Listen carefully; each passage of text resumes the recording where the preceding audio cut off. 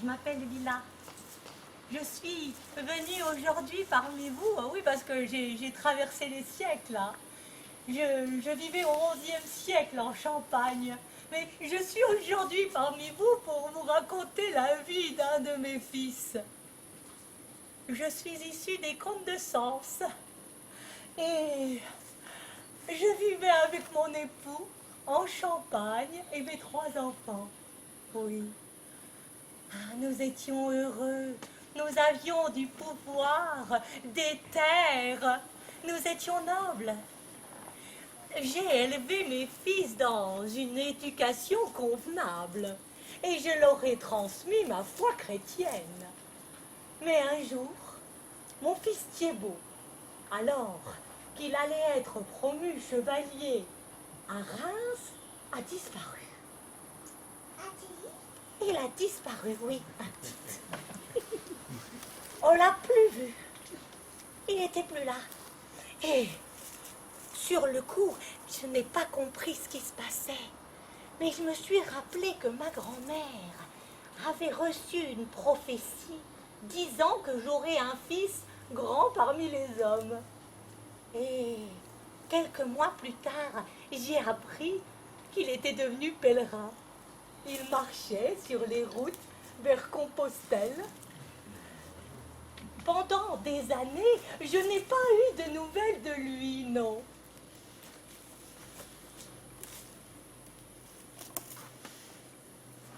Excusez-moi. Je n'ai pas eu de nouvelles de lui. Et j'ai appris, des années plus tard, qu'il avait fondé un ermitage dans le nord de l'Italie, à Saianega exactement, au nord de Venise. Alors, curieuse comme je suis, je suis allée le voir. Et là, moi, qui avais tout, la richesse, le pouvoir, l'amour, je l'ai vu, lui, qui n'avait rien. Et lui qui avait rien, dans ce rien, j'ai vu qu'il avait tout. Oh, ce constat m'a bouleversée. Et ce fut un tournant de ma vie. C'est à ce moment-là que j'ai décidé de devenir moniale et de rester avec lui, avec Thiébaut. Oui. C'était merveilleux parce que le petit que j'avais élevé m'a élevé. Et oui, l'enfant que j'avais éduqué m'a enseigné. Et j'ai vite réalisé que je n'avais plus de rôle à tenir auprès de lui en Italie, non. La noblesse n'était plus extérieure à moi-même, mais intérieure. Et oui, il fit de moi une reine, mon Thiébaut. Et puis, il jeûnait drôlement bien, ce Thiébaut, oui. Il jeûnait d'ailleurs toute l'année. C'était ce qu'on appelle un ascète. Et un jour, il me dit, Lila, fais un effort, arrête avec tes framboises et tes groseilles, mange du pain et de l'eau, point barre. C'était dur pour moi, le pain et l'eau. Et j'ai essayé. Oui, j'ai essayé et il m'a dit, tu verras, tu seras rempli d'une autre nourriture. Alors bon, j'ai senti un petit peu cette autre nourriture, mais j'ai encore, dès que je vois une groseille ou une myrtille, je peux pas m'empêcher, je la ramasse et je la mange. Ah, ce fut des années de silence et de contemplation auprès de lui et un bon matin de juillet, il est parti. Et la nouvelle se répandit dans la vallée. Oui, à Vincennes, tout le monde était au courant du départ de Thiébaut. Et l'évêque de Vincennes, avec les habitants, ont décidé de nous voler le corps de notre Thiébaut. Oui, ils sont venus dans notre ermitage et ont pris le corps pour l'enterrer sous l'autel de la cathédrale. Ce n'était pas ce que voulait Thiébaut, non. Lui, il voulait être enterré dans son ermitage. Mais on a laissé faire avec les autres frères. On ne pouvait d'ailleurs rien faire. Et Pierre de Vingadis, notre père abbé, a écrit plusieurs courriers pour demander à l'évêque de récupérer le corps. Mais l'évêque était intraitable. Il répétait tout le temps « non, non, non ». Notre père abbé est même allé voir l'évêque pour lui demander d'avoir au moins une parcelle du corps de Thiébaut, mais non.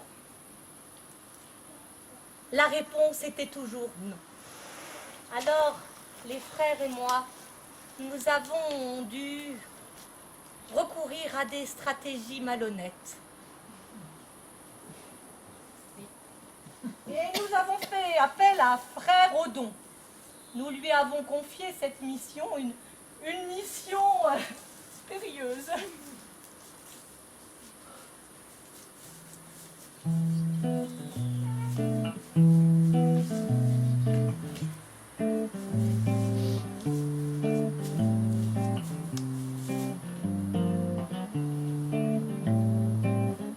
Ah, tu l'as dit, sœur Villa, hein?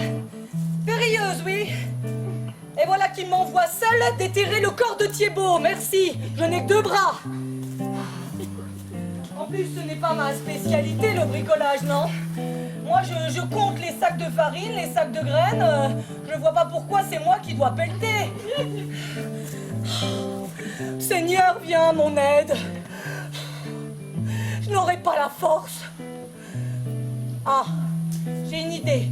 Je vais me déguiser en pèlerin et aller toquer à la porte du chapitre. Oh là là.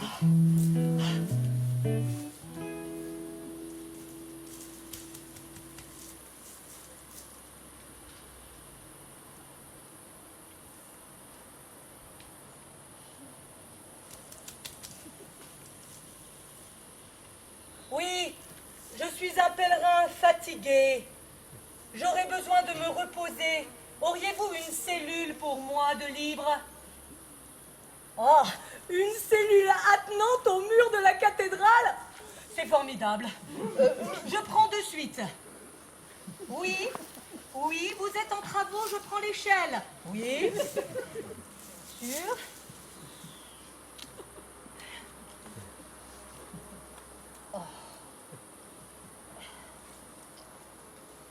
Oh, c'est parfait. Un emplacement idéal. Excusez-moi, est-ce qu'il y a du passage par ici? Ah non, pas de passage. C'est une cellule isolée. Oui, oui, quelquefois la nuit, je chante. Est-ce que cela vous dérangerait? Non, pas, ah, pas du tout, vous n'entendez rien depuis chez vous? Oh, ah, c'est formidable. Excusez-moi, auriez-vous une pelle?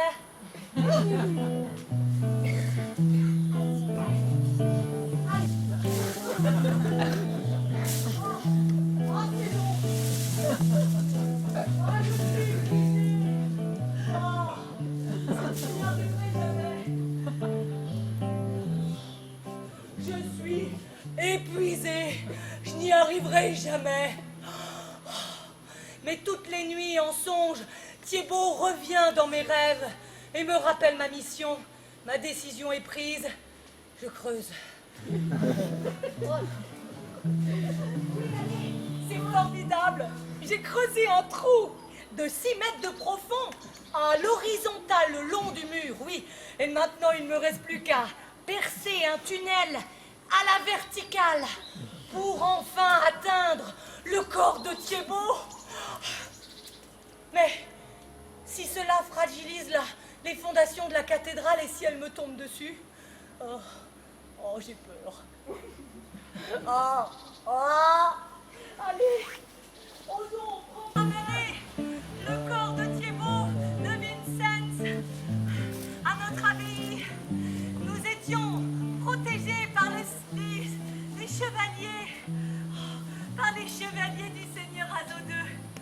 Oh, des villageois qui étaient au courant sont arrivés et des miracles se sont produits. Des aveugles ont retrouvé la vie. Des paralytiques ont retrouvé la marche. Des gens qui avaient le souffle coupé ont retrouvé leur souffle. D'ailleurs, moi, il faut que je me calme.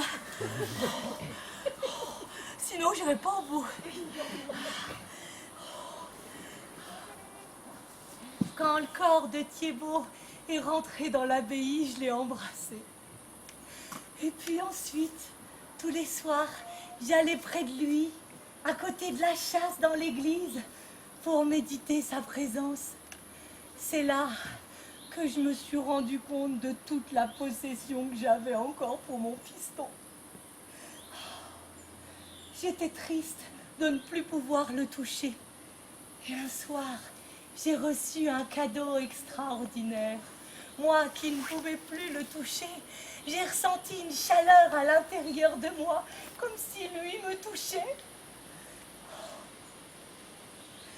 Et puis, Pierre de Vangadis, notre père abbé, a décidé de faire une grande fête et d'aller chercher mon second fils, Arnoux, qui vivait en France, pour célébrer l'enterrement de Thiébaut chez lui.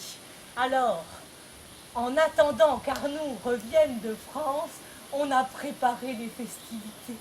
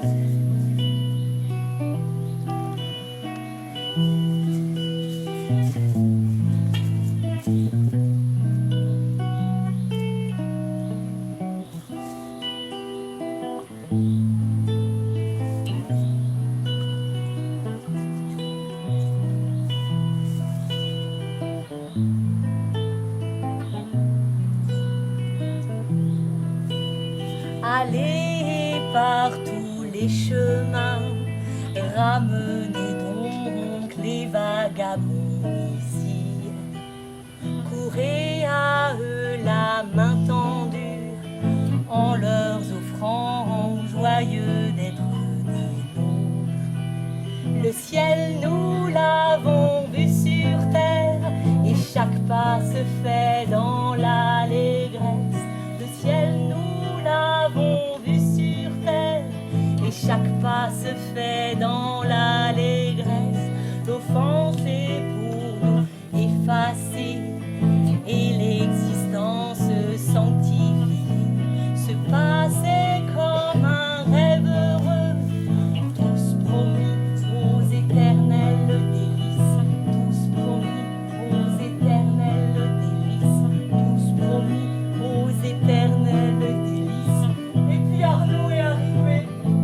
Oh, Arnoux, mon doudou. Et on a pu enfin célébrer l'enterrement de Thiébaut dans son abbaye. Oh, quelle fête!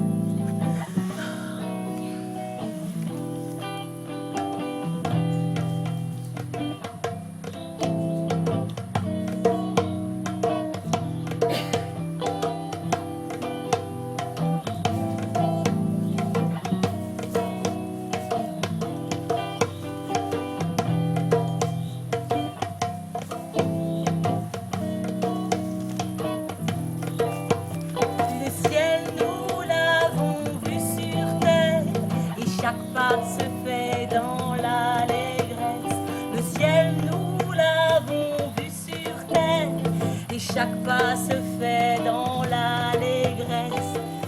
Mais Arnoux faisait la tête, parce que lui, il était là pour avoir un bout des reliques de son frère, mais Monseigneur de Vangadis ne voulait pas du tout lui en donner. Non, notre père abbé ne voulait pas lui en donner.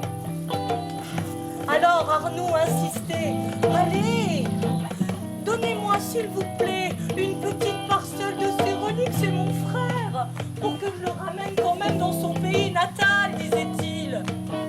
Mais le père abbé était intraitable, il ne voulait pas, il répétait non, non et non. Et c'est là où j'ai trouvé l'argument qui allait mettre à plat Pierre de Vangadis. Je lui ai dit, père abbé, vous êtes intraitable comme l'évêque de Vincennes. Un peu de cœur, s'il vous plaît. Et là, vexé, il s'est retourné comme une crêpe et puis il lui a donné un bras. Arnaud était heureux. Oh oui. Moi aussi d'ailleurs. Le ciel, nous l'avons vu sur terre, et chaque pas se fait dans l'allégresse. Le ciel, nous l'avons vu sur terre, et chaque pas se fait dans l'allégresse. Puis Arnaud me proposa de retourner en France avec lui. La décision n'était pas simple à prendre, non. Alors, j'ai pris le temps d'écouter à l'intérieur de moi et puis j'ai senti que c'était le moment d'y retourner en France. Alors on est parti avec Arnaud et puis avec notre bras, nos chevaux et puis on a voyagé comme ça. On est passé en Savoie, arrivé en Bourgogne, à Joigny. Nous avons sorti notre relique pour la mettre en sécurité à l'église. Et des guérisons ont commencé à arriver. Les habitants étaient pleins de joie, et on fait une grande fête. Et puis, arrivé chez moi, en Champagne, à Lagny, la fête a continué. Allez, Champagne!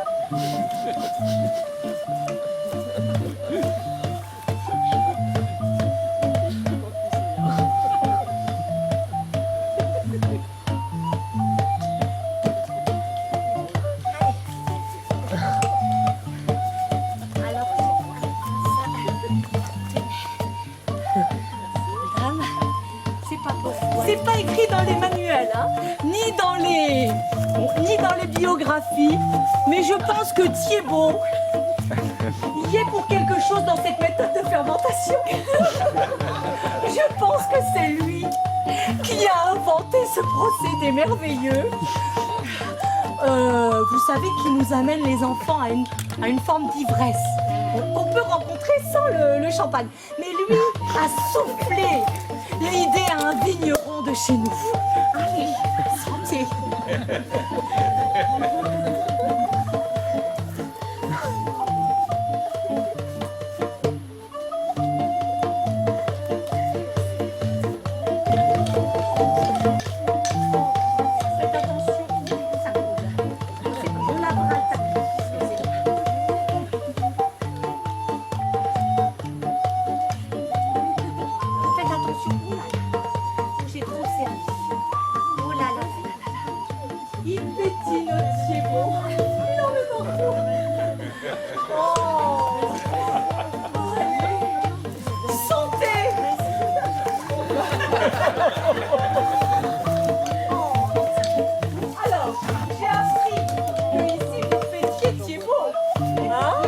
C'est bien la fête de Thiebaud. Oui. Alors, j'aurais besoin d'enfants.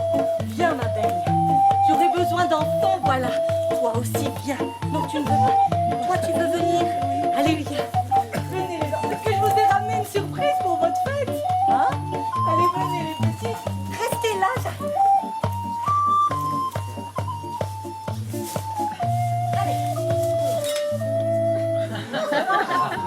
Allez, c'est ici. Je vous ai ramené un trésor. Et il va falloir... Allez-y. Vous pouvez l'étirer. Allez-y, creusez. Ouais.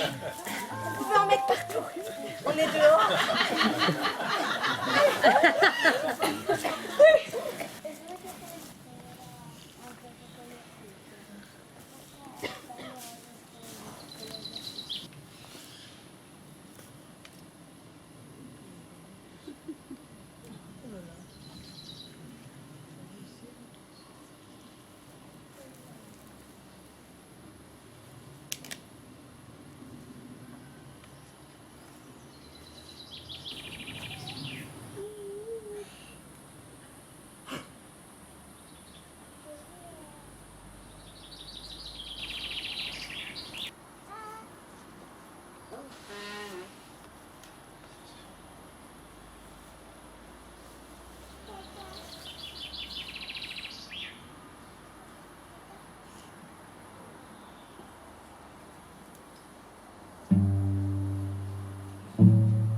d'amertume, j'ai souvent à déplorer que tu sois mort. Qu'entre les tiens, il en soit tant pour t'oublier à vie entière. Toi, qui dans un comble d'amour nous a donné tant de choses, voilà que nul n'y pense plus et que tu meurs dans les mémoires.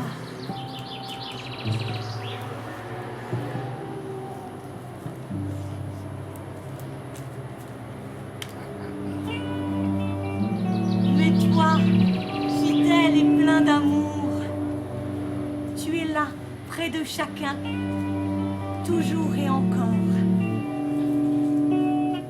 Et qu'ils te laisseraient tous, tu leur resterais, toi, fidèle. Un pur amour gagne toujours, on le reconnaît à la fin, et l'on se jette en pleurs à ses genoux pour s'y blottir comme un enfant. Toi qui t'es fait sensible en moi, oh, ne me laisse pas toute seule. Fais que par d'intimes liens, je sois unie à toi pour l'éternité.